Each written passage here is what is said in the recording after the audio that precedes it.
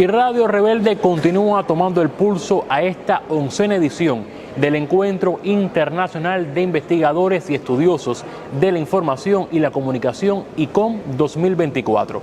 Lo decíamos ayer, ICOM es un punto de encuentro, es un lugar donde se forjan alianzas entre actores de la comunicación de Cuba y también de otras partes del mundo. Hoy, en su segunda jornada, quedó inaugurada la Expoferia, de la cual hablábamos ayer, y hoy queremos conversar justamente sobre otra experiencia que se suma dentro de esta edición de ICOM, que es justamente el pitch de proyectos. ¿De qué va este proyecto? ¿De qué va esta idea? Donde jóvenes actores de la comunicación se estarán dando cita para conversar, para presentar ideas, para hablar de proyectos en torno a sus investigaciones en comunicación, información, tecnología y cultura. De ello estaremos hablando en este pulso que Radio Rebelde hace para seguir, por supuesto, el ICOM y todo lo que ocurre siempre al ritmo de la vida. Acompáñenos.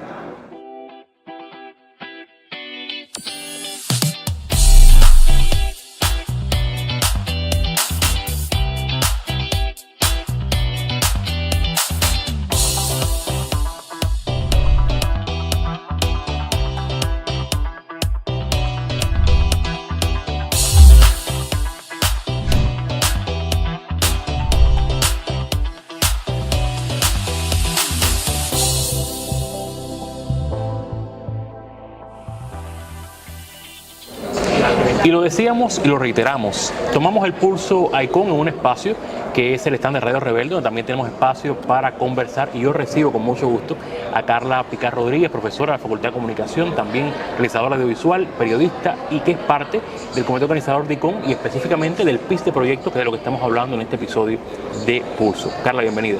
Gracias, Eri, por la invitación. Bueno, comenta un poco de este pitch de proyectos, que es otra de las novedades que trae ICOM en su edición número 11. Claro, nos estábamos dando cuenta de que ya tras el tiempo recurrido del evento era necesario hacer renovaciones y además incluirle estas nuevas dinámicas que forman parte de las maneras de hacer la comunicación más contemporánea.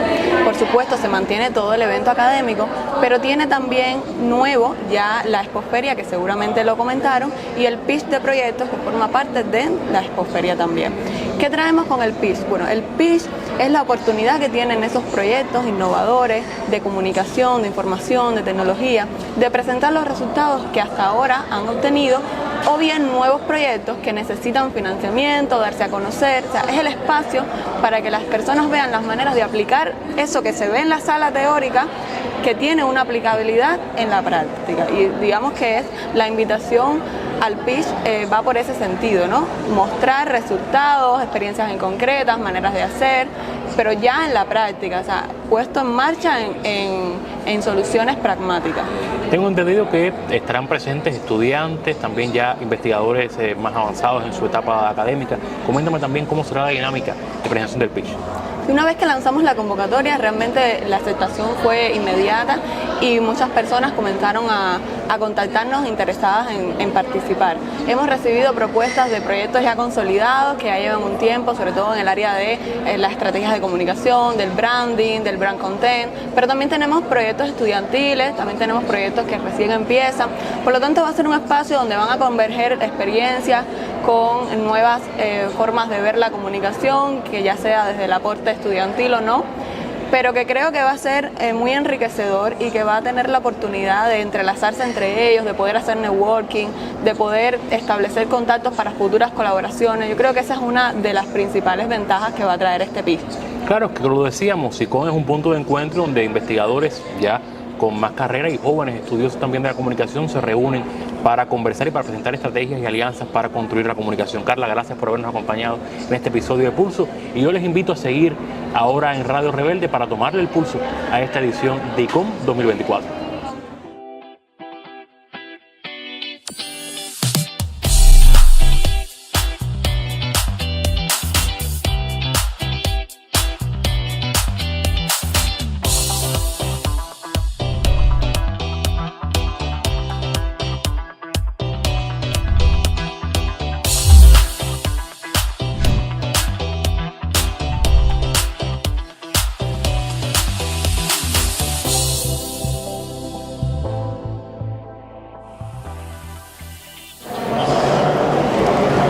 agradecida porque usted esté con nosotros en Pulso de Radio Rebelde. Es un nuevo espacio, un podcast que estrenamos precisamente en un evento de comunicación, de información y de periodismo. El gusto es nuestro de tener a una personalidad como usted, Washington Uranga, periodista, académico, teórico de la comunicación, un hombre centrado tal vez en los retos de la comunicación también, pero en los retos del periodismo. Ante las nuevas condiciones globales, ¿qué hacer con el periodismo? ¿Qué hacer ante las noticias falsas, esa lluvia por donde quiera, ante las nuevas plataformas, elegir las nuevas plataformas, dejar atrás el cara a cara, pensar en la comunicación política al mismo tiempo que la comunicación comunitaria, donde pueda haber un encuentro, un cruce de camino? ¿Qué piensa Washington Uranga? Lo primero que pienso es que estoy feliz de estar en Cuba. Eso para mí es muy importante. Es sumamente valioso poder escucharlos, intercambiar experiencias, abrir el oído para potenciar la palabra. Así que lo primero que quiero decir es eso. Segundo, estoy absolutamente convencido de que nosotros tenemos que repensar nuestra profesionalidad. Venimos de una tradición que nos ubica en el lugar de los periodistas y las periodistas como puente de la información para el consumo de otros.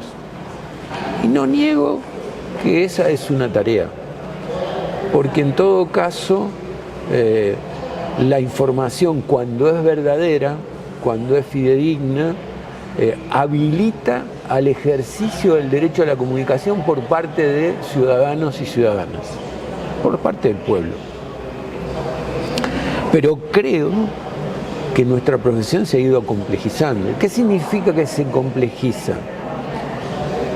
Creo que nosotras y nosotros pasamos a ser facilitadores de la palabra y del diálogo público en un espacio que también es público.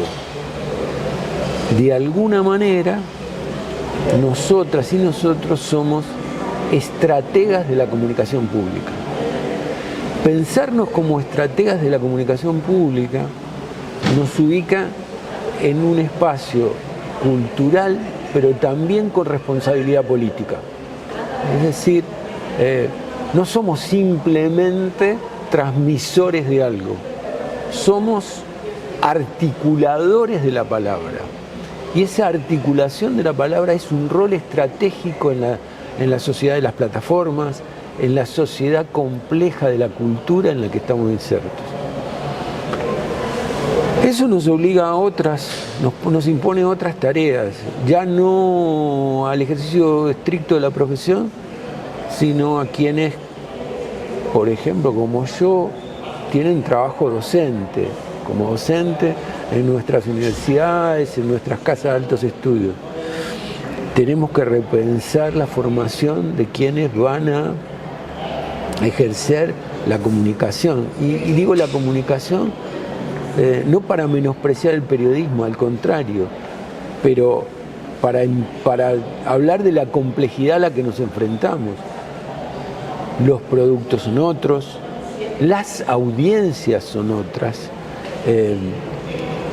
los tiempos, hay que repensar los tiempos, los formatos. Entonces, tenemos que repensar también nuestros procesos formativos. Y nuestros procesos formativos tienen que enraizarse, tienen que asentarse en la nueva cotidianeidad. Yo pienso que la vida cotidiana es el espacio de la cultura, pero es el sostén de la comunicación. La comunicación pasa por la vida cotidiana. Y el centro de la vida cotidiana son las personas que la construyen todos los días. Es decir, nuestro vecino, nuestra vecina, los compañeros de trabajo, nuestros docentes o nuestros estudiantes. Bueno, tenemos que recuperar en nuestro trabajo profesional esto, la cotidianeidad, la vida cotidiana como escenario de nuestras prácticas comunicacionales. Profe, no somos los dueños de la noticia. No. Pero sí somos los dueños de los relatos. Exactamente. Pero además, yo creo que lo comunicacional tiene que ser la reconstrucción de narrativas históricas. Es decir, si uno de los desafíos que nos plantea el desarrollo de las plataformas hoy es la instantaneidad, una cuestión de temporalidad y de fragmentación. Nuestro trabajo como profesionales de la comunicación, como periodistas, es reconstruir la narrativa histórica. La narrativa histórica significa que memoria, presente y futuro, imágenes de futuro, son parte de la misma historia y que no podemos fragmentarla. La memoria no es que pasó y no existe, la memoria es parte de nuestro presente y nuestro presente se alimenta tanto de la historia como de nuestras imágenes de futuro. A nosotros nos toca la responsabilidad de constituir esa narrativa y convertirla en síntesis en el espacio de lo fluido y de lo diverso permanentemente.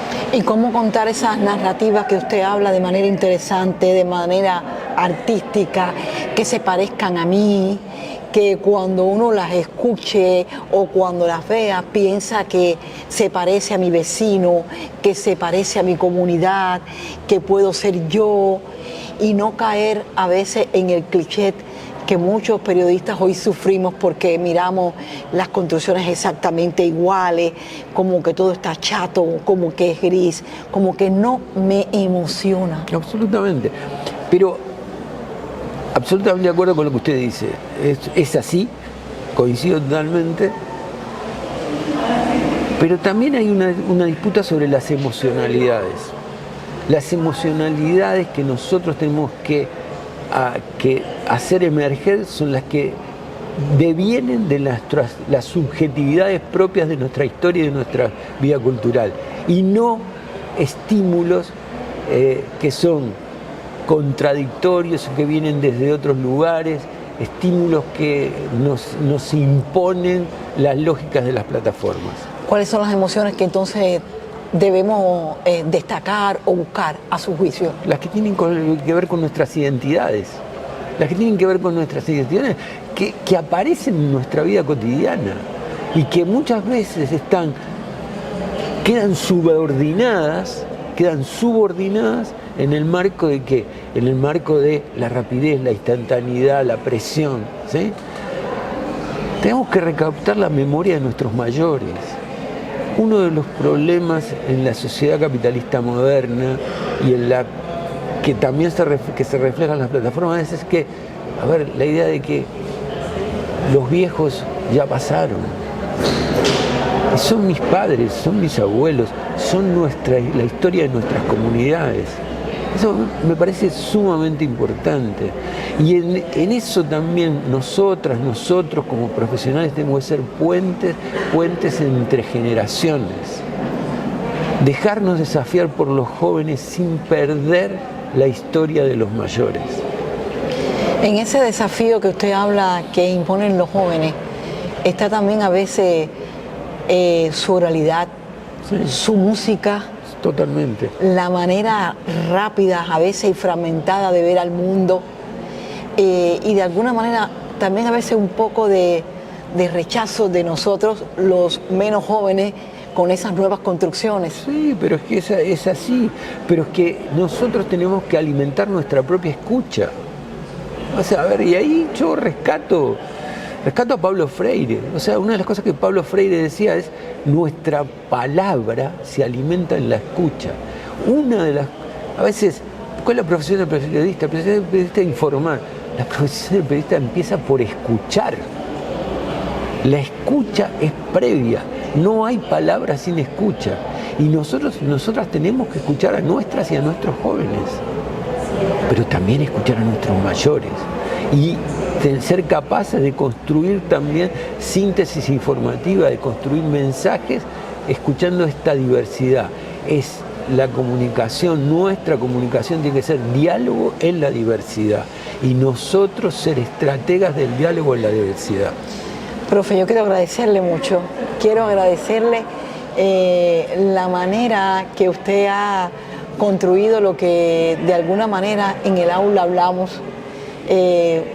Yo en lo personal de lo que veo en nuestros medios y de lo que me gustaría ver, que a veces no es lo que podemos observar. Le agradezco la presencia en Cuba.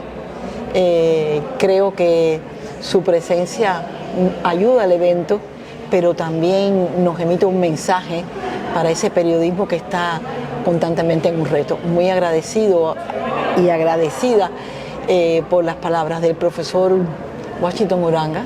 Bienvenido a Cuba. Gracias, gracias. El agradecido soy yo, infinitamente agradecido, infinitamente feliz de estar acá y nada, seguiremos caminando juntas y juntos. Gracias por compartir esa felicidad con Pulso de Radio Rebelde.